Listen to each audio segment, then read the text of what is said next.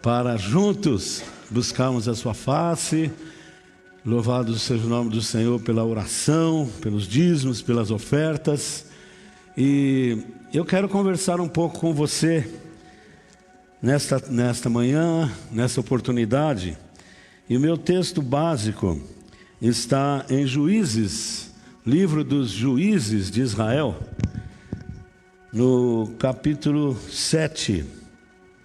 Você pode permanecer aí com a sua Bíblia, você que está aqui, você que está em casa. E o texto básico é esse, que você pode depois ler também, capítulo 6, porque é o fato, o relato, aí quando Deus chama Gideão, quando os midianitas estavam oprimindo o povo de Israel, os midianitas, amonitas e outros lá, que estavam sufocando o povo de Israel. Domingo passado nós falamos da pergunta que que Gideão fez, para o anjo que lhe apareceu, dizendo o seguinte: olha, a gente está aqui acuado, nós estamos aqui sem força, toda a colheita que a gente faz, aí eles vêm e tiram tudo de nós, eles acabam com tudo que nós temos, os midianitas, e nós estamos aqui, presos, com medo, e o que a gente vai fazer? E daí o Gideão, que foi o que eu disse domingo passado, ele chega e pergunta para o anjo do Senhor, que talvez fosse o próprio Jesus ali: e daí, Senhor, por que acontece isso com a gente? Por que acontece isso com a gente? E aí o anjo foi falando, disse: olha, o povo se afastou, ao invés de seguir os preceitos de Deus, os princípios de Deus, se afastaram e se envolveram com os povos da terra, com os deuses dessa terra. E então eu estou aqui agora, o anjo dizendo para Gideão, para levantar você e para dizer para você, para que você vá e você tire então o jugo deste povo, você liberte este povo. Aí a gente vê que Gideão chega e fala assim: mas quem sou eu? Eu sou fraco, eu não tenho, eu sou da tribo de Manassés, a inferior tribo talvez. Não, você vai. E ele então se dispôs a ir e fez alguns testes, fez um pão ali com 10 quilos de farinha, ofereceu ao anjo. Tudo isso está nesse relato aí, de Juízes 6 e 7. E o anjo do Senhor veio e tocou naquele alimento ali que foi preparado por Gideão. E ele notou que não era uma pessoa comum que estava chamando, era o próprio Senhor que estava chamando. Ele dá uma animada, e aí o anjo começa a falar com ele, e ele vai se animando. Não, já que é para eu ir também, então é o seguinte: eu vou colocar um pedaço de lã ali no terreno, na eira, e o orvalho tem que cair só naquela lã, e todo o restante vai ficar seco. Chegou no outro dia, ele foi lá, torceu aquilo, encheu um vaso, um recipiente. Ah, então tá bom. Parecia eu e você, Ah, então tá bom. Mas agora, Senhor, não fica bravo comigo. Faz agora o seguinte: que toda a eira fique molhada e a lã sequinha. Tá bom. Você quer assim? Tá bom, vou fazer. No outro dia, a lã sequinha e toda a eira molhada, Eu fico abismado com isso. Um dia eu vou pregar sobre isso, que Deus tem falado comigo sobre isso. Que eu precisava obedecer logo na primeira, Mas eu fico fazendo teste com Deus. Será que é assim? Será que é assado? Ah, se você fizer isso, aí eu faço aquilo. Um dia eu vou falar sobre isso, que não é o meu tema hoje. E aí, né, depois que Gideão questionou, fez prova com Deus, aí ele saiu e começou a regimentar o povo para ir lutar contra os medianitas. Conseguiu 35 mil pessoas. 35 mil pessoas ele conseguiu. E você vai vendo aí no capítulo 7, não é? O que aconteceu com esse pessoal, que é aí que eu quero chegar. Aí o exército dos medianitas tinha 135 mil pessoas. 135. 35 mil para 130 mil, 135 mil para combater 135 mil com 35 mil pessoas, já seria difícil demais. Muito difícil. Mas aí o Senhor chega para ele e fala assim: tem muita gente aí. Já pensou, hein? O Gideão, é o seguinte, ó. Tem muita gente aí, e esse povo vai achar que eles vão vencer pela força dele. Mas não, eu não quero isso, não é pela força, não é pela sua força. Eu só quero obediência, eu só quero fé. Eu só quero que vocês aceitem a minha estratégia. Sabe, é isso que eu quero de vocês. Então você vai fazer um teste. Você vai dizer para o pessoal o seguinte, né? Está lá no versículo 2 e 3 do capítulo 7. O Senhor disse a Gideão: você tem gente demais e por isso não posso deixar que vocês derrotem os medianitas. Se eu deixasse, vocês poderiam pensar que venceram sem a minha ajuda. Anuncie ao povo o seguinte: quem estiver com medo, que saia do monte Gilboa e volte para casa. Em outra tradução diz assim: quem estiver tímido, quem for covarde, volte. Voltaram 22 mil pessoas. Jesus amado. A gente veio, mas a gente está sentindo já que 135 mil para 35 mil não vai dar certo. Não vai dar certo. Então melhor a gente voltar. 22 mil pessoas voltaram para casa, com medo. Então, sabe, primeiro ponto aí, a questão do medo, não é? Eu acho interessante isso aqui. O que é o medo? O medo é temor, ansiedade, receio, pavor. E para ir mais forte ainda, esse é o dicionário, não sei o que estou dizendo, né? Na tradução bíblica também, a covardia. O medo é um estado afetivo suscitado pela consciência do perigo, ou o perigo que suscita a consciência e traz o medo. E o medo é normal na vida das pessoas. O medo faz parte da experiência humana. A criança tem medo, né? A criança tem medo do escuro, de ficar sozinha no escuro, tem medo de todo o mal. Se tem uma criança no mundo que era medrosa, era eu. Gente, vocês não imaginam o que acontecia comigo. A gente morava nos casarões assim, pensionatos, era uma coisa terrível. Sabe, o que tem barulho de tudo quanto é lado. Era gato, era rato, era cachorro, era gente, né? Você não sabia quem estava chegando, quem estava saindo, né? E a minha mãe entrava, ia ao banheiro, eu ficava na porta assim, ficava: mãe, você vai demorar, mãe? Era assim que eu fazia. Aí eu cresci, né? E eu achei que o medo ia embora. Mas não foi não. Fui para o seminário. Fazia aula do seminário de manhã, à tarde trabalhava no seminário, à noite eu ia para o Colégio Estadual de Arapongas, fazer o curso de técnico de contabilidade, naquela época. Saía 11 e pouco. uma escuridão, não tinha ninguém comigo. Deus, eu tinha que vir pela linha do trem, e cada passo que eu dava naqueles dormentes, né?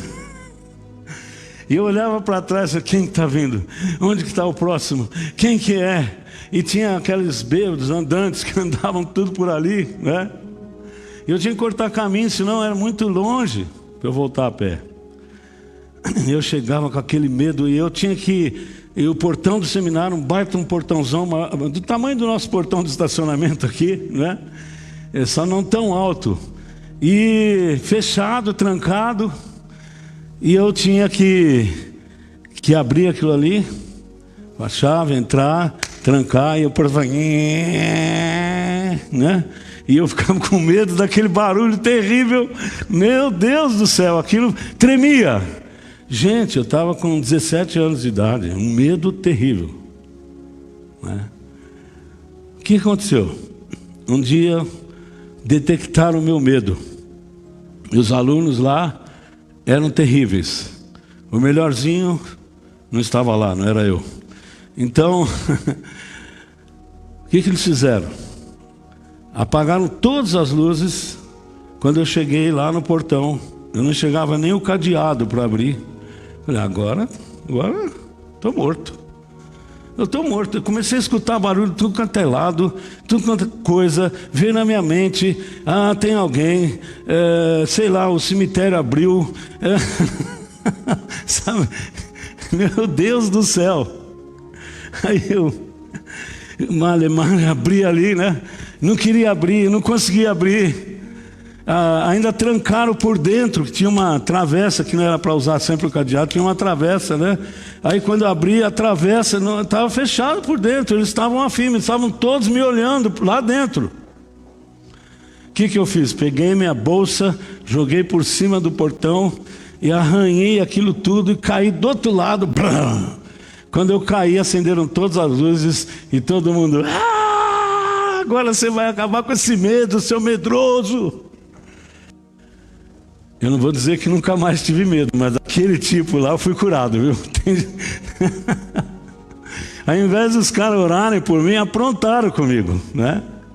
Mas o medo é terrível, gente. O medo é terrível.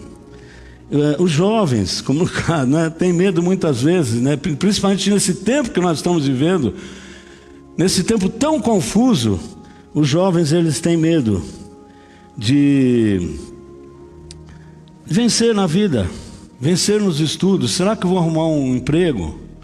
Será que eu vou conseguir vencer esses meus estudos? Estudando em casa, agora está melhorando, né? Mas mesmo indo para o colégio, os jovens têm medo da situação política. Para onde que vai o nosso país? Os jovens ficam atemorizados por causa da confusão que existe no lar também. O desacerto das famílias está trazendo um temor, uma depressão na vida dos jovens. E eles se tornam tímidos para vencer. E alguns jovens se perdem na solidão, se perdem na depressão, se perdem na bebida alcoólica, nas drogas. Por quê? O medo, a timidez, era aquilo que estava acontecendo com o povo, não é? E os adultos também. Nós temos medo da violência, nós temos medo do desemprego, da solidão, sabe? Medo da luta, da batalha. E aqueles 22 mil pessoas foram acometidas dessa covardia que todos nós temos. Eu não estou julgando aquele povo, não. Foram acometidos do medo, foram acometidos e voltaram da timidez de continuar. Eles viram uma oportunidade de sair daquela luta. O medo, ele tem duas fontes também, duas consequências, às vezes positiva também. O medo é positivo muitas vezes. Os psicólogos dizem que o medo, o que é? Aquela reação química que você tem diante de um perigo, certo? Então você não vai diante de um leão que está te atacando você vai dizer, não, estou de peito aberto, podem vir. Não, você vai ter medo, você vai procurar alguma coisa, né? O medo tem um sentido positivo, que é um sentido de prevenção. Isso aí todos nós temos, mas também existe em nós o sentido negativo do medo, que trava a nossa vida, que trava a nossa caminhada, que não nos deixa vencer, e que retrai e que abate o nosso potencial de vida, potencial para estudar, potencial para lutar na vida, potencial para progredir. Eu louvo a Deus porque a nossa igreja não ficou com medo nessa pandemia.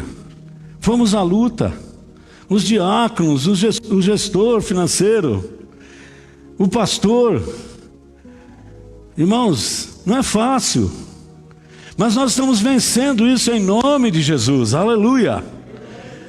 Mas o medo tomou conta muitas vezes da gente. Medo de sair, medo de ficar infectado, medo, o que eu vou fazer? Eu preciso trabalhar, estou com medo. Então há algo positivo nesse medo. Você não pode agora dizer assim, não tenho medo desse vírus, eu não vou usar máscara, eu não vou tomar vacina, eu não vou fazer nada. Deus cuida de mim, cuida. Mas Ele disse, no mundo vocês vão ter aflição. É a aflição do nosso tempo presente. O medo é positivo, mas nós temos que tomar cuidado que o medo também é negativo, te retrai.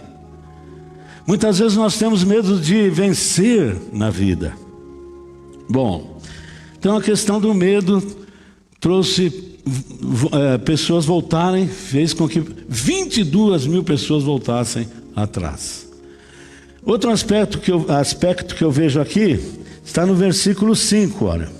Aí Gideão fez mais uma prova com o povo. Fez com que os homens descessem até as águas, ao ribeiro. E o Senhor lhe disse: todos os homens que lamberem a água com a língua, como fazem os cachorros, devem ser separados dos que se ajoelharem. 300 homens juntaram a água nas mãos e lamberam. Todos os outros se ajoelharam para beber. Aí o Senhor disse a Gideão, versículo 6, agora outro: com esses 300 homens que lamberam a água, eu libertarei vocês e lhes darei a vitória sobre os midianitas. E diga aos outros que voltem para casa. Irmãos, os midianitas tinham 135 homens. De 35 veio para 10 mil. Não sei se eu acertei na conta aí, né? Eu sei que chegou até 300, e agora? Mas o fato que eu vejo aqui é o fato de que Deus diz assim, ó, leva o povo para o riacho, Gideão, e quem ficar com a arma na mão, pegar a água e trouxer aqui e lamber, você separa. 300 pessoas fizeram isso. E os se ajoelharam na água, joga água para um e joga água para outro. Não está escrito na Bíblia, mas se fosse eu, acho que eu ia fazer isso, que eu gosto tanto de água, né? A Denise fala assim, você não pode ver água, qualquer dia você vai se mergulhar numa caneca de água, né? Eu gostava de fazer batismo antigamente. Eu fiz batismo em Rondônia, no rio que tinha peixe elétrico. E eu queria dar um mergulho, o pessoal falou, não mergulha não, que você pode ficar aí, né? Então o povo sentou, ajoelhou, né? E sabe, eu imagino essa cena assim, e bebe água, e se deleita, e se satisfaz naquilo. Esqueceram das suas armas, deixaram as armas de lado e foram se deliciar. O que Deus fala comigo nisso? Que eu quero transmitir para vocês que estão aqui em casa, onde você estiver. Além do medo, ainda existia no povo o desleixo, a indiferença, sabe? O desinteresse, a distração, uma conduta inapropriada. Se distraíram no momento da guerra, deixaram as suas armas de lado e foram viver o deleite daquelas águas, o frescor daquelas águas, o momento de diversão. Se distraíram, amados, com uma guerra que estava à frente. Isso aí fala muito comigo. Sabe, eles não viam, não sentiam a responsabilidade daquele momento. Eles não tinham sensibilidade, sabe, não estavam cúmplices, não sentiam a mesma coisa que Gideão estava sentindo, que a batalha era muito grande. Ele havia feito provas com Deus. E depois você vai ver ainda que quando chega lá no acampamento dos medianitas, você lê aí para frente o texto básico, que é Juízes 7 aí, você vai ver que antes de atacar, quando ele viu aquele povo que parecia gafanhoto, né? Um monte de gente, 135 mil pessoas com 300, aí o anjo falou: não, fica tranquilo que eu tenho uma estratégia.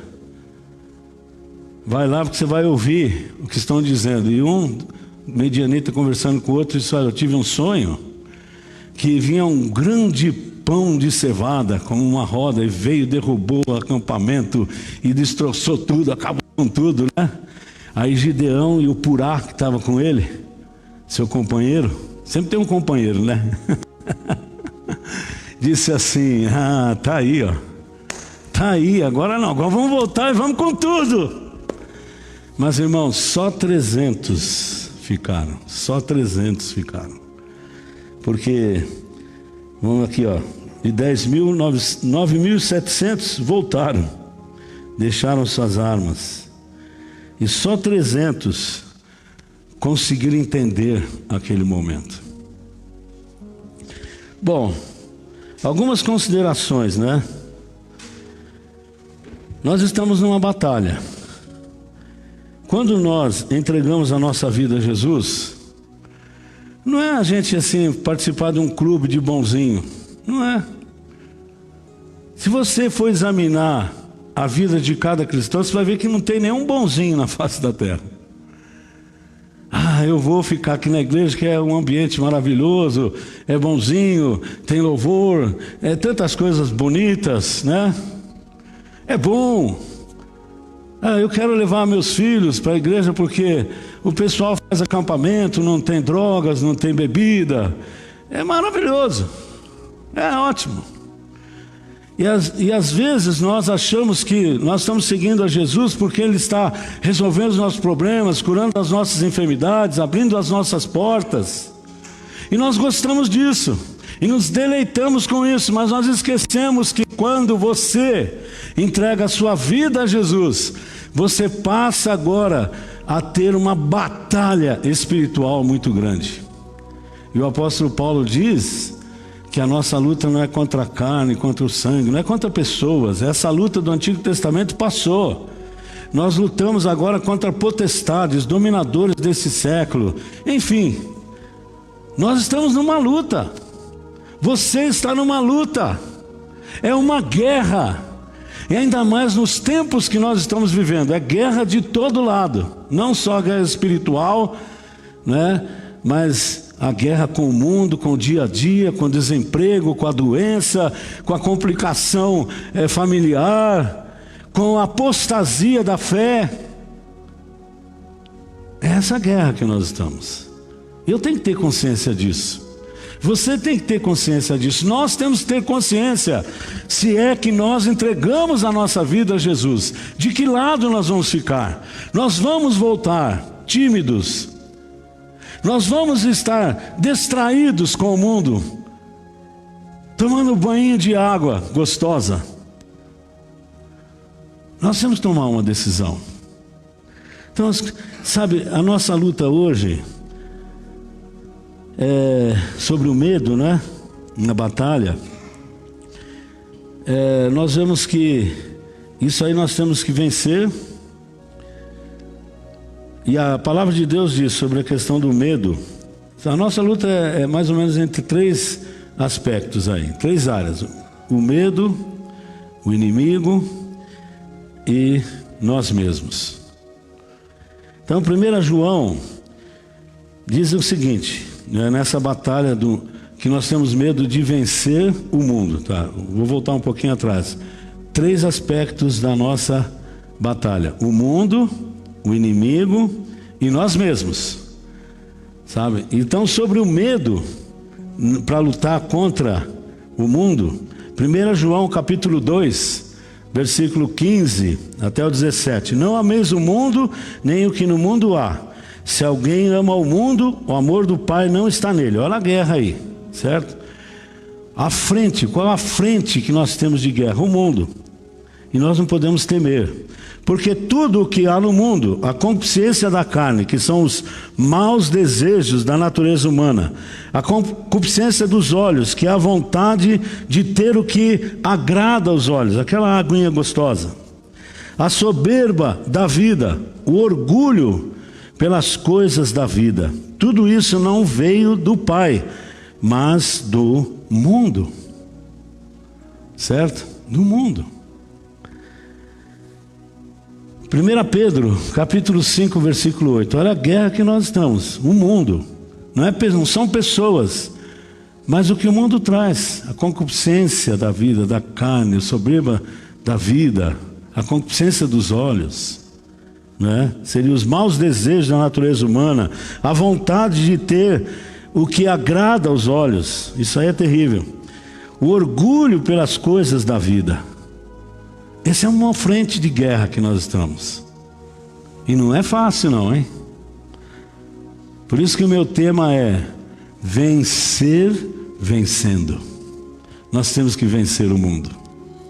1 Pedro 5,8: sede sóbrios, vigiai, porque o diabo, vosso adversário, anda em derredor, bramando como um leão, buscando a quem possa tragar. 135 mil midianitas.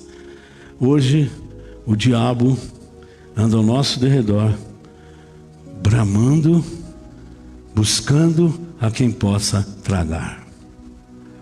Eu me lembro que um pregador, que há muitos anos, começou a pregar sobre a necessidade de vencer o diabo. E o conselho da igreja chamou ele e falou: você está falando muito no diabo, você tem que falar muito em Jesus. Ele falou: então tem que rasgar a Bíblia, né? Irmãos, nós não podemos perder a consciência de que há uma luta espiritual, e atrás de toda essa ideologia, atrás de toda a política, atrás de todo o pecado que nos assedia, há o inimigo, há potestades, há principados, há dominadores desse século. E aqui Pedro é bem enfático. Capítulo 5, versículo 8: o diabo, nosso adversário, anda ao nosso derredor. É coisa que você tem que enfrentar, resistir, para que ele fuja de você. Vamos falar depois, bem rapidinho. Então, a questão do inimigo, que é o diabo, que já cheguei. E nós mesmos, então à frente, o mundo, o inimigo, que é o diabo, a guerra, e nós mesmos. 3 frentes aí. Entre parênteses, 135 mil midianitas. Então, o nosso eu, a mim mesmo, Tiago 4:1. De onde vêm as guerras e pelejas entre vós? Porventura não vem disto, a saber, dos maus desejos, deleites, aquela aguinha lá, que estão sempre lutando dentro de vocês, o medo. A covardia nossa de enfrentar esse mundo, enfrentar o mundo, enfrentar os princípios negativos. Não é sair com bandeira, faixa, tudo tem sua hora, sei lá. Mas é espiritualmente que eu estou dizendo. Nós temos que acordar, gente. A igreja tem que acordar, nós temos que acordar. Você em casa tem que acordar. Que você, quando entregou sua vida a Jesus, e se você não fez isso, faça hoje. Mas eu te digo, você vai entrar numa guerra. Só que essa guerra o Senhor já ganhou por você. Amém? Mas você tem que ter consciência. Você acha que Deus ia chegar para Gideão, ia fazer toda essa seleção, ia colocar 300 homens para ser mortos com 135 mil homens do exército de midianitas? Não! Deus não faz isso com você, não faz isso comigo. Ele não me expõe, nem expõe você nas mãos do diabo. Nós é que entramos. De onde vem? Um dos inimigos maiores que nós temos somos nós mesmos. De onde vêm as guerras, lutas, dissensões? Dos vossos deleites que militam no vosso ser. Então nós temos que vencer o medo e entrar nessa batalha. Não seja tímido, não seja covarde. Pastor Ronaldo e todo mundo está aqui, todo mundo está me vendo. Não podemos nos acovardar, não podemos nos intimidar. Aqui não é uma pessoa tímida. Tem gente que fala assim: você tem que ir lá na igreja, né? Ir lá na frente e pregar. Você é muito tímido e a Bíblia diz que os tímidos não vão entrar no reino do céu. Misericórdia, não é isso. Timidez aí é aquele que não sustenta o seu testemunho em Cristo. Qualquer coisinha ele já pula fora. 22 mil pulou, depois mais 9.700 pulou.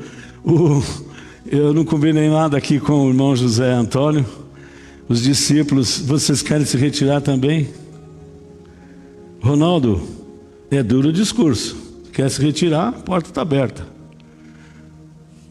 Mas não, a gente não quer se retirar, amém?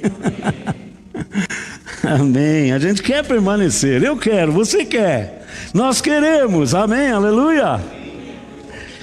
Então, agora temos que vencer o medo. Então agora a indiferença que eu falei também, que houve lá, né? Essa falta de interesse, de discernimento, a insensibilidade, o desleixo, a conduta inapropriada, nós temos que vencer isso. E eu quero que você leia na sua casa Efésios 5, 15 a 20, tá? Efésios 5, 15 a 20. Fala de sobriedade, fala de consciência cristã. Leia. Aliás, eu quero sempre dizer o seguinte, que os nossos irmãos aqui são uma escola bíblica também. Você tem que voltar durante a semana no projeto Ruminar e voltar nesses textos, viu? E assimilar isso mais para você e passar para outras pessoas também. Sobriedade, cumplicidade, sabe? Ser cheio do Espírito Santo. Nós somos indiferentes porque nossa vida talvez esteja vazia do Espírito, das coisas de Deus, né? Da palavra de Deus, da oração, de uma comunhão com Deus. Por quê? Porque nós temos a água. Nós temos que nos ajoelhar, nós temos que jogar essa água em nós temos que nos deleitar. Quantos cristãos estão se deleitando com aquilo que o mundo está trazendo? Basta você entrar aí no Facebook, nessa coisa toda, você vai ver uma atrapalhada toda que cristãos estão desfrutando. É a água, é o teste da água, é o teste da displicência, é o teste da não sensibilidade, é o teste de não saber discernir o momento. Vale tudo no dia de hoje, vale tudo para o cristão hoje. Só não vale ficar com a arma, pegar a mão, tirar a água, olhando assim, ó, vigiando. É isso que esse texto aqui de Efésios 5 diz: orai, vigiai. Sede sóbrios e vigiai. Pega a água assim e fica olhando. Não baixe a guarda, não acomode as armas, não se deite nas delícias desse riacho que é mundo para nós hoje.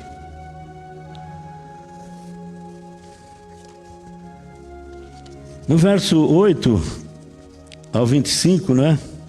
Você vai ver a estratégia de Deus, que você vai ler também.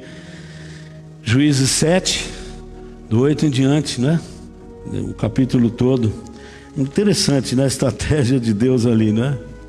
Ele encorajou Gideão, que já falei, vai lá, ouviu o sonho e falou: não, nós estamos com tudo agora, vamos lá. O pessoal já está com medo, já tiveram um sonho aí, e Gideão já, pá! Agora sim, agora eu sei que o Senhor vai mandar a bênção.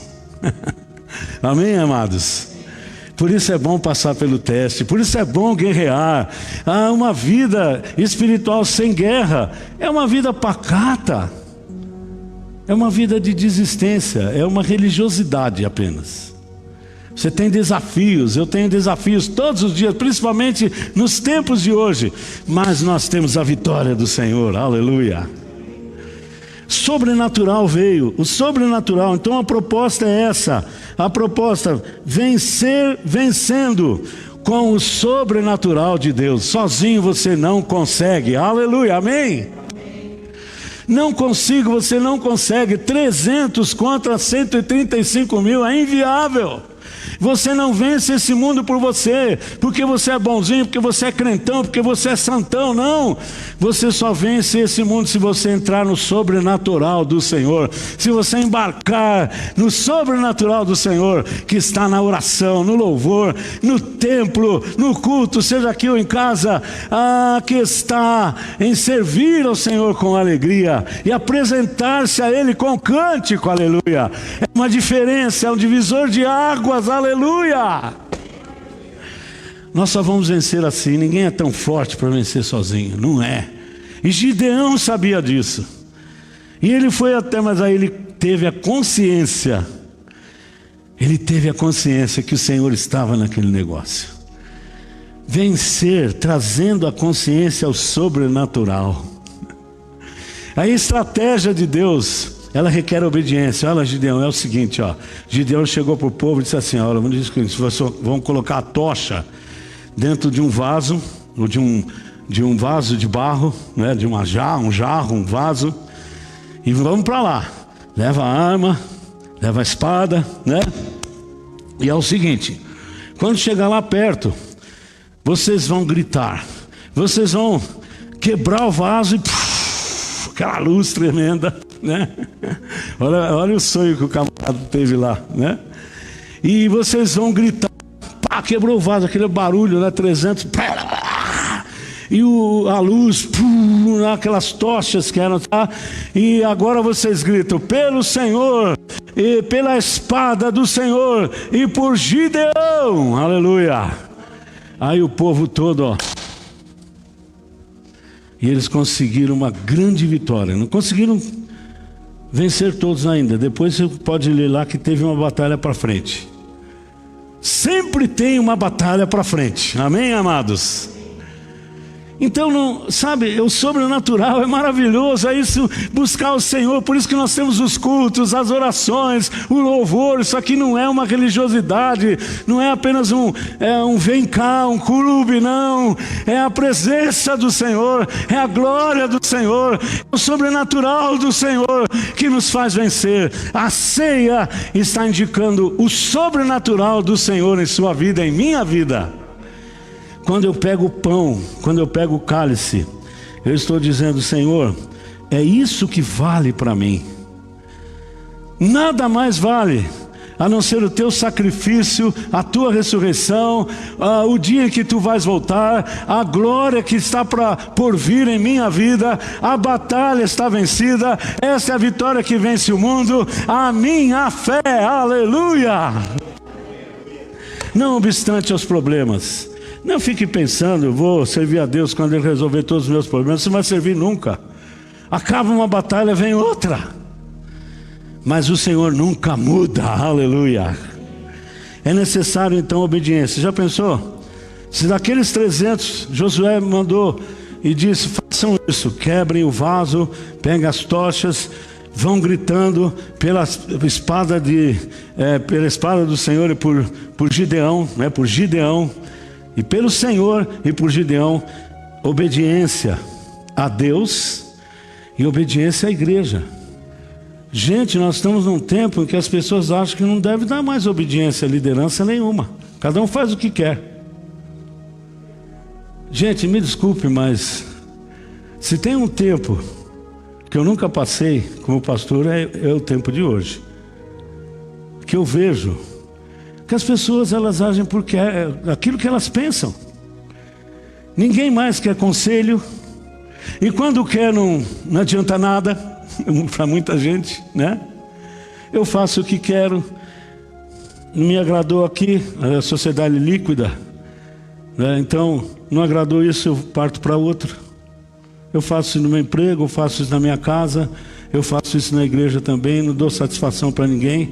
Eu não preciso dar conta da minha vida para ninguém, apesar de que aqui ninguém, né, é dominador do rebanho. A Bíblia diz que nós não somos dominadores. Você tem liberdade em Cristo, mas você tem também, dentro dessa liberdade, você e eu, nós temos uma obediência. Eu devo obediência a vocês, vocês devem obediência a mim, dentro da palavra, dentro da estratégia do Senhor. Amém, amados?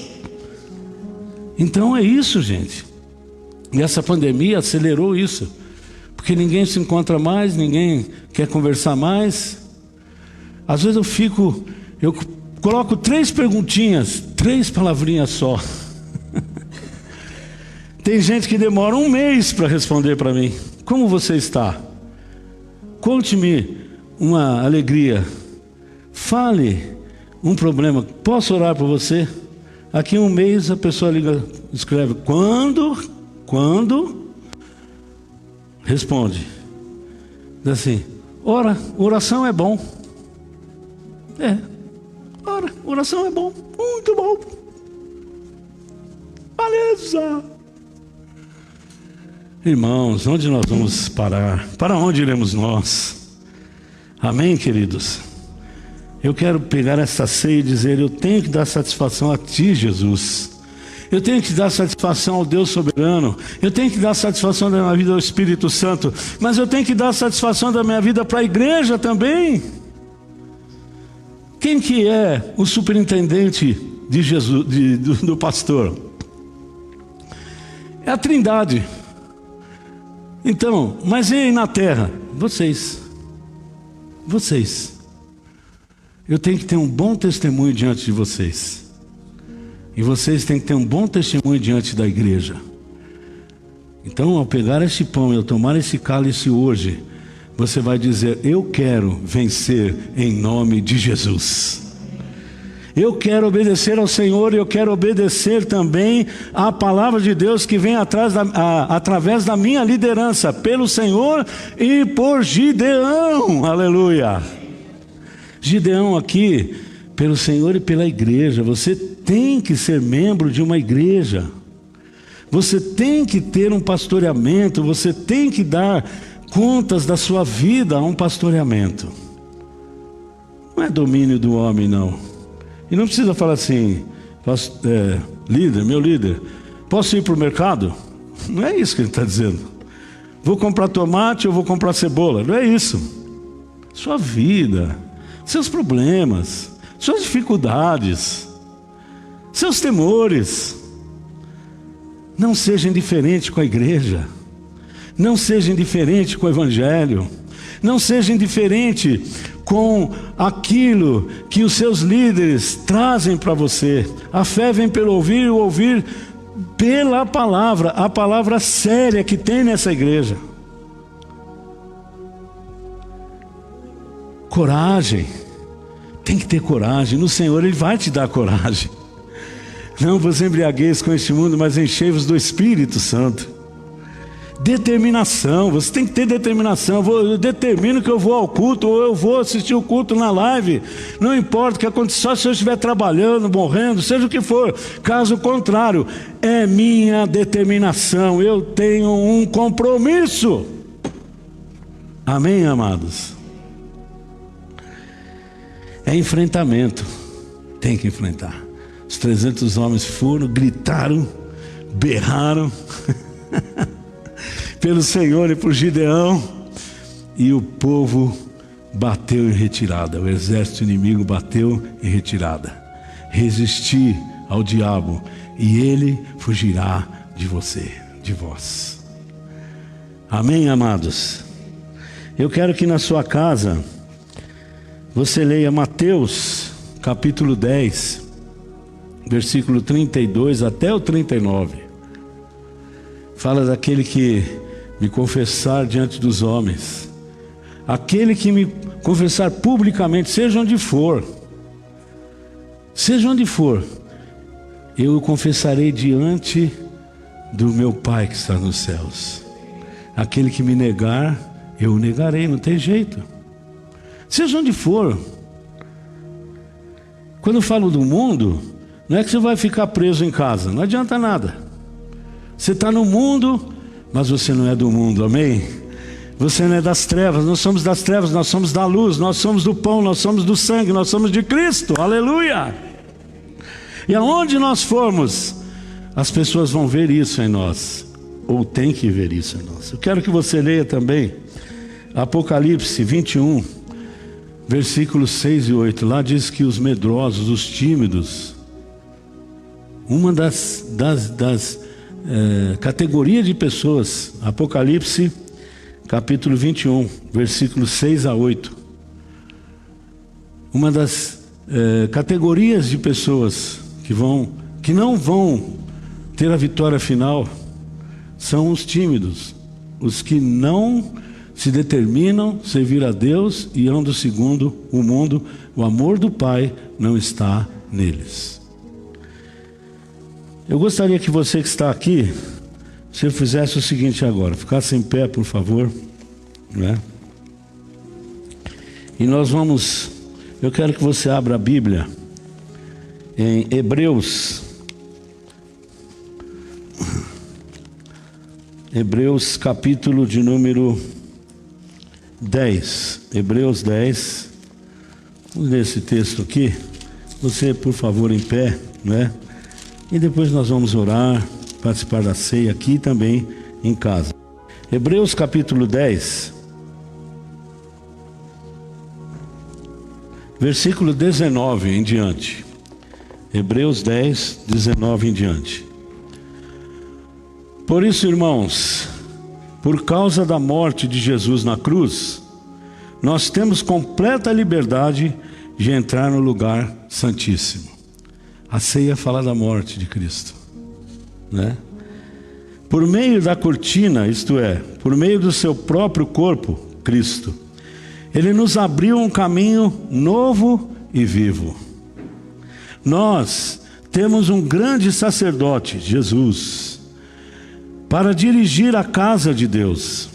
Portanto, cheguemos perto de Deus com um coração sincero e uma fé firme, com a consciência limpa das nossas culpas e com o corpo lavado com água pura.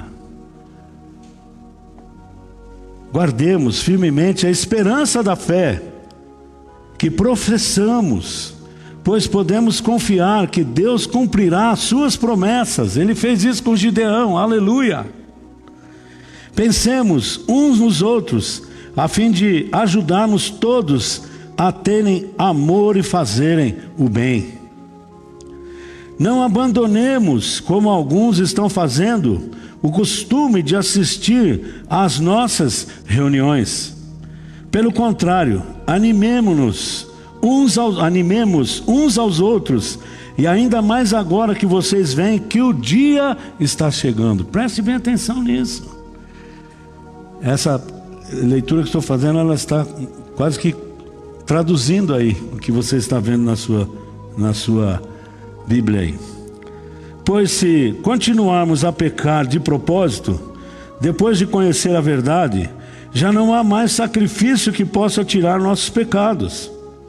Pelo contrário, resta apenas o medo do que acontecerá, medo do julgamento e do fogo violento que destruirá os que são contra Deus.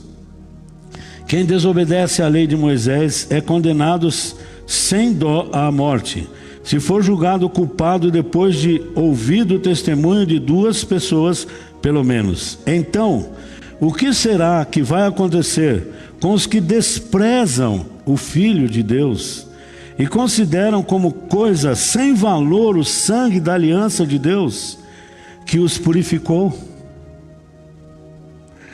E o que acontecerá com quem insulta o Espírito de Deus, que o ama? Imaginem como será pior ainda o castigo para essa pessoa, que essa pessoa vai merecer. Pois sabemos quem foi que disse: eu me vingarei, eu acertarei contas com eles. E quem também disse: o Senhor julgará o seu povo. Que coisa terrível é cair na mão do Deus vivo. Lembrem do que aconteceu no passado, naqueles dias, pois que a luz de Deus os iluminou. Vocês sofreram muitas coisas, mas não foram vencidos na luta. Alguns foram insultados e maltratados publicamente. Em outras ocasiões, vocês estavam prontos para tomar parte no sofrimento dos que foram tratados assim. Vocês participaram do sofrimento dos prisioneiros. E quando tudo o que vocês tinham quando tudo que vocês tinham foi tirado, vocês suportaram isso com alegria, porque sabiam que possuíam uma coisa muito melhor que dura para sempre. Portanto, não percam a coragem, pois ela traz uma grande recompensa. Vocês precisam ter paciência para poder vencer e fazer a vontade de Deus e receber o que Ele promete. Pois, como Ele diz nas Escrituras, um pouco mais de tempo, um pouco menos, e virá aquele que tem de vir, e não vai demorar. E todos aqueles que eu aceito terão fé em mim e viverão. Mas se a pessoa voltar atrás, eu não ficarei contente com ela. Nós não somos gente que volta atrás e se perde. Pelo contrário, temos fé e somos salvos. Amém? Fechando então, é isso que nós tínhamos para trazer para vocês nessa noite, nessa manhã. E nós vamos participar da ceia.